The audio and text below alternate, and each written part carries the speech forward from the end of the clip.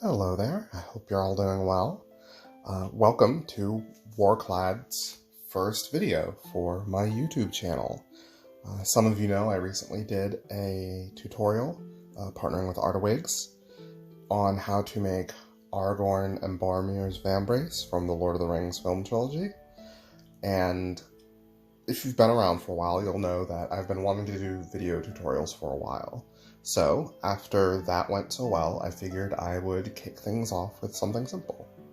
As you can see here, I have a manila folder template of my very basic leather cuff. It's something nice and simple that you can learn a bit about the basics of leather working with.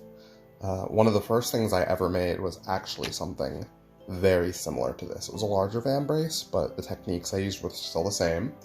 I didn't have equipment as good as what I have now. If you want to make this, basically what you'll need is some leather, something to cut with. In my case, I have a head knife. You'll want something to punch holes with. There are many leather punches that you can get out there for relatively cheap. And you'll obviously need some leather to work with. And it doesn't hurt to have some dye. In our case, we'll be using vinegaroon, which is a black dye made out of iron and vinegar. So, you might have seen in the past, I tend to copy my patterns onto tracing paper and then rub them onto the leather. But in this case, since this is something I've used very often, I've actually cut out a rather sturdy template from a manila folder. And one of the advantages of this is I can work from the back, since I don't really have to worry about flipping things back and forth and patterns getting reversed. It's the same on both sides. So I can just take this, take a pencil, or if you want a pen, but I prefer pencil because you can rub it off or erase it and make the markings disappear relatively easily. And we're just going to trace the pattern onto the leather.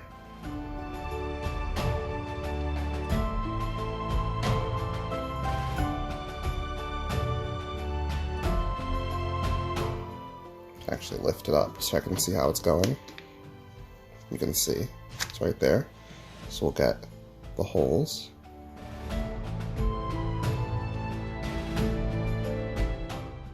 I will want to check and see how the holes come out when they're punched from back to front, because if that doesn't work, what I might do is when I flip it over, I'll retrace the holes from the template onto the front and punch through from there. So you can see we've done one. So we're just going to do a second one because we make these in pairs. So we'll hop back after I've done that. So at this point we've traced the pattern out twice. So you can see one here, one here. And we can start cutting it out. It's pretty easy. As I said, I have my head knife. It's nice and sharp. I've used a strop and some, I think it's called rouge, although in this case it's white, not red, to make sure the blade is nice and sharp. Few things make leatherworking as easy as having a nice, sharp, proper blade. No matter what kind you're using, the sharper, the better. Obviously, you need to be careful. Always keep your hands behind where you're cutting. Never cut towards yourself.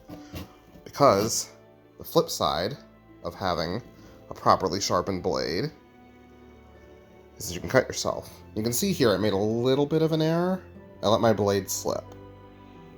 And if you look very closely, I cut a little bit to the inside, but that's okay. So long as you don't make a really big mistake, you can usually work around it. And keep in mind what I just said. If I'd had my hand ahead of where I was cutting, that blade would have slipped right into my fingers. And that's, well, not good. Keep in mind that leather is basically skin. So if your blade can cut leather, which is cowhide or some other animal hide, if it can cut that, it can certainly cut your skin.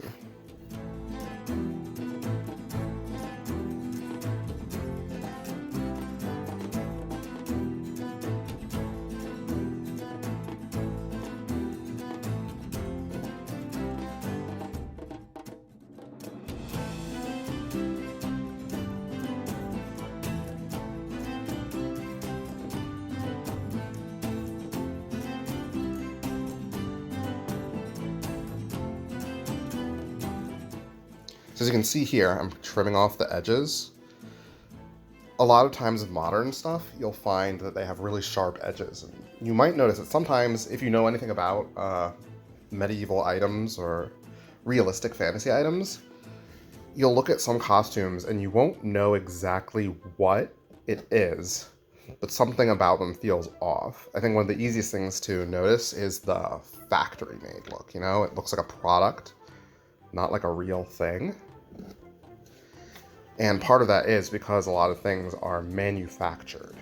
I mean, technically everything's manufactured, but they have a very assembly line look, which is very modern. There were certainly assembly line-like techniques in the Middle Ages, but things didn't look machine-made. They weren't super precise. Even when you were manufacturing something factory style, where you'd have, say, one apprentice making the buckles and another apprentice polishing the armor, it was all done by hand, and you can only get so precise that way, no matter how good you get. So things look, you might say, a little bit more real. But one of the aspects of that is rounding off the edges. When you see those hard edges, that's a very modern look. You'd want to round off the edges because imagine having a leather point just poking you constantly. That would be terrible. Incredibly uncomfortable. So as you can see now, we still have to put the holes in. Now, I actually did try doing this from the back, and this might be going a little far for a tutorial, but you can learn from the things I try. So, well, I'd say still try them, because you can learn a little bit. Maybe you'll notice some things I don't point out, but it's good to learn from other people's mistakes or experiments. As you can see, punching through from the back caused a little bit of damage right here. You can see that tearing right there. That's because when you punch through, it does cause the leather to spread apart a bit. Part of what's going on is that you're cutting with the edge of this tool, and this is what's known as a leather punch. And this edge is sharp enough that it can cut through the leather. It'll even cut through this board beneath. But it also flares out. You can see it's thinner at the tip than it is further down. So once it goes through, it'll actually spread the leather apart. And from the front, that causes some tearing. As that leather pulls apart, it tears on this side. It does that a little bit on this side, but this is the grain side, so it has a little more give to it. It's a little bit more like fabric. Because all leather is basically flesh made of fibers that interlock and connect and weave through each other. So it has some properties similar to fabric. So if you think about that, you know, punching through fabric, pulling it apart, it's going to tear. So what we're going to do instead is I'm going to take my awl and I'm going to punch holes through where I've marked off my lacing holes to go. You do have to be a little bit careful. I don't think it really happened here, but you can if you're punching through at an angle or something. Because leather is thick, it's not as thin as paper, you can actually get a little bit of drift. So you want to, as close as possible, go straight down. And this is a little quirk from my tool. You can see it drifts ever so slightly to the right. Or I suppose it could be the left. I tend to hold it this way and rest my finger here. So that's something I always keep track of. I can do that, or I can even do it this way, but I'll want to keep my angle in such a way that I account for that slight drift if I want to be very precise, which you don't always have to be. As I said before, you're making something in a more medieval style. That slight variation, those little, I hesitate to even call them errors, build up the quirks of whatever it is you're making. Make it unique, make it real.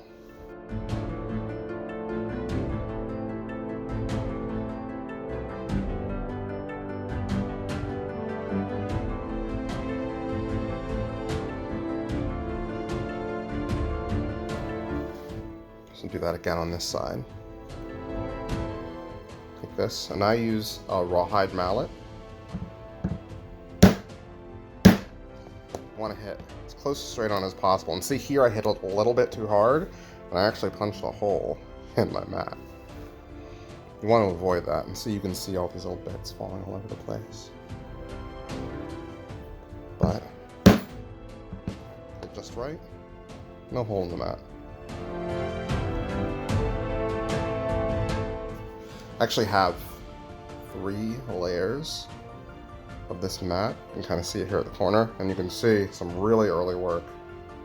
I made some rather big holes, but these are relatively inexpensive as a cutting surface. I think they're made out of rubber or some sort of synthetic material. It's similar. They're not too expensive. Now we have leather cuff. So next, this is an optional stage. At this point, you're just kind of making things nicer before dyeing. But I'm going to get rid of these little bits. I'm going to use an edge beveler. You can see it's got a little slot here, and you lay it against the edge, the corner.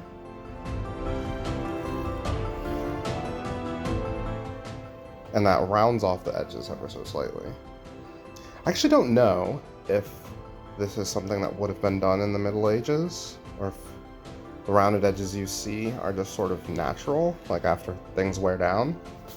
But it does make things a little more comfortable, and someone with more skill than me could actually take their knife and run it along the edge and do something similar. I don't want to do that because I don't want to mess my stuff up, but hey, that's someplace for me to work, learn, and grow. To be able to do that, you don't have to be able to do everything, but the more things you can do, the more options you have.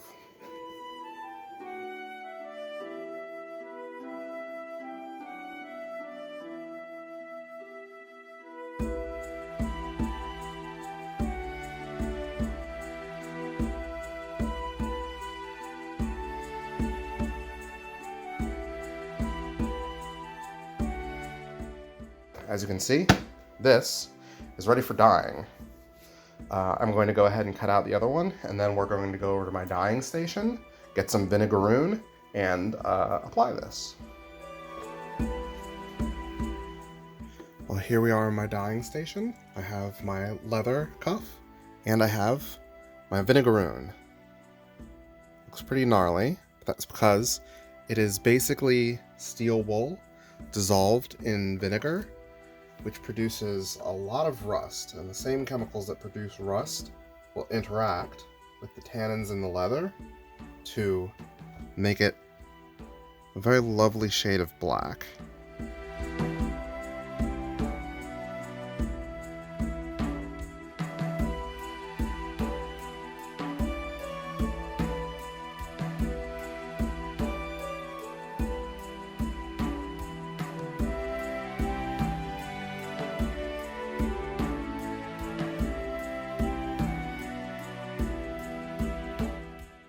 Unlike a lot of dyes, which will actually infuse the leather with color, this is changing the chemical properties of the leather. The tannins in it are what changes. You're not adding black to it, because if you've seen this, this very obviously isn't black. It's just sort of beige and rust. It's the leather itself that's doing the changing, not something that I'm putting into the leather that is coloring it. As you can see, it's getting darker and darker, and actually washing it in the basic solution will help the darkening process. It'll actually end up darker. If you take raw leather, processed obviously, vegetable tanned, it will darken up if you put it in baking soda water.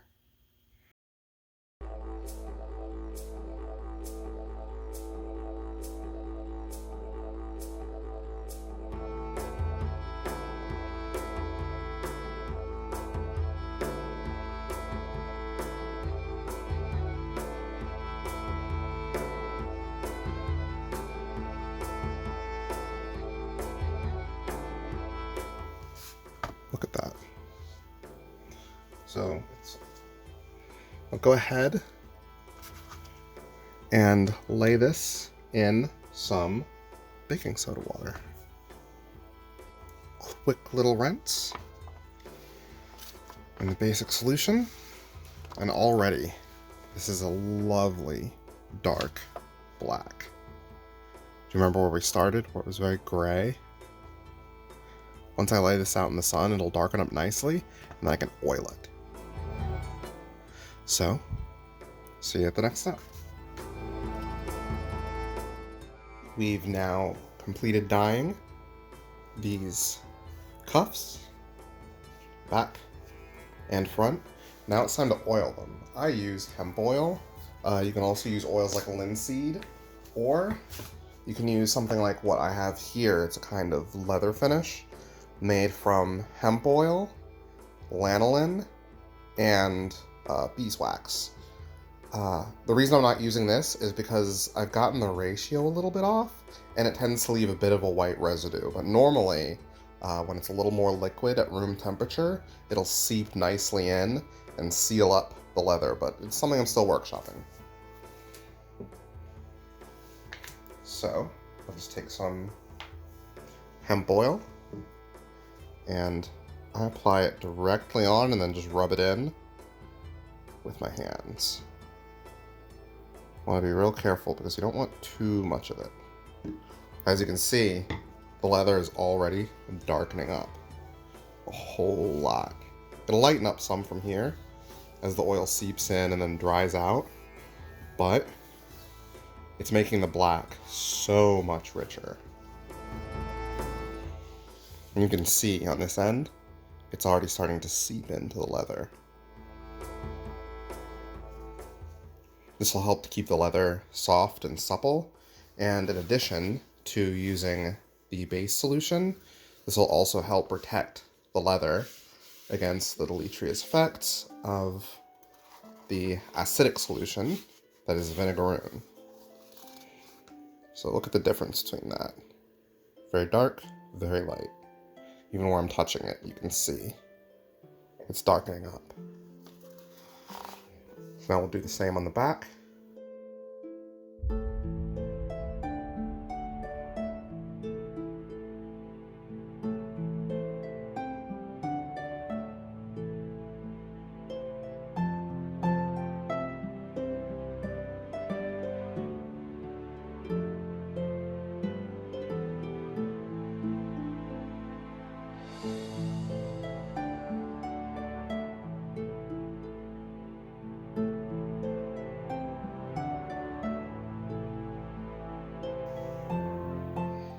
When this is done, you'll want to wash off your stone, clean it nicely.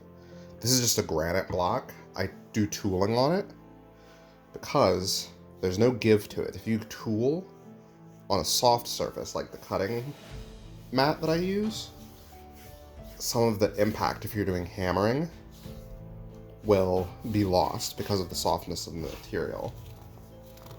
That's why you don't do blacksmithing on carpet, other than the fact that you don't want to light carpet on fire. Here we go. You want all the force of your impact to go into the leather for tooling, which is something we'll discuss another time.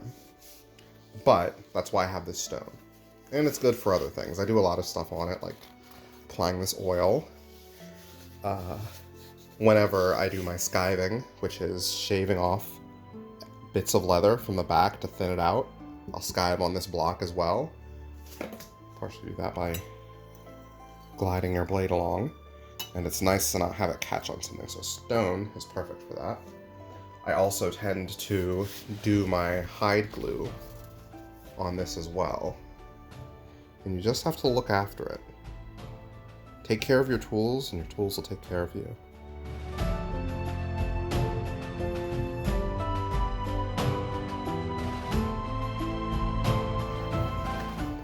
So after I've done this, I'll take an edge slicker, put away this oil, and I'll run it across the edges.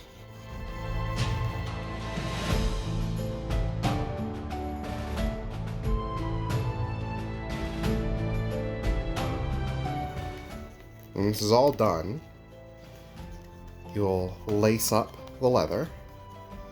Usually with, I used to use a Kodiak lace, but I'll be honest, I have a bit of a dislike for the company that I used to get that from after a bad interaction. Might be holding a bit of a grudge, but that's my personal feeling. But I've since managed to sever ties with that company entirely in terms of purchasing their products. And now I make my own lace by cutting out leather into thin strips and using that to lace this up, which I would normally do. However, I want to do something a little fun. This will actually be concluding the tutorial because for years I've been wanting to do proper laces. And in the Middle Ages, you would use things called arming points, which have linen or silk laces made using a technique, I think it's called finger weaving or something like that. I'll have to look it up, but I'm going to be getting some linen, and we're going to have another tutorial about how to do that. And when we've done that, we'll make some lovely laces for these cuffs, which also means these cuffs are getting better. So if this is something you like, if this is something you're interested in, you'll be able to get an even nicer version in the future. Or, hey, you can make them yourselves now because I've shown you how. I know, a lovely business strategy, show people how to make what I make, but I think it's good. I think there's value in knowing how the things that you acquire are made and knowing how to make them yourself. It would not be the worst problem if I went out of business because you all learned how to make these, because I think everyone would enjoy that process. But I also understand it's not necessarily for everyone to make things. Sometimes it's easier just to get them from someone else. But now you know how to make a set of cuffs. Thank you for watching my first tutorial. I hope you've enjoyed learning how to make this set of leather cuffs, and I'm looking forward to finishing the process with some linen laces. If you enjoyed this tutorial, please consider subscribing to me on Patreon. I'm looking to shift that more towards these kind of tutorials. So if you want to see your name in the credits, which should be rolling by probably right now, go ahead. Every little bit helps. If you like my work enough to want to own some, please consider visiting my Etsy store. And if you like seeing my work in general, just check me out on social media. I have all my links below. So until next time, have fun.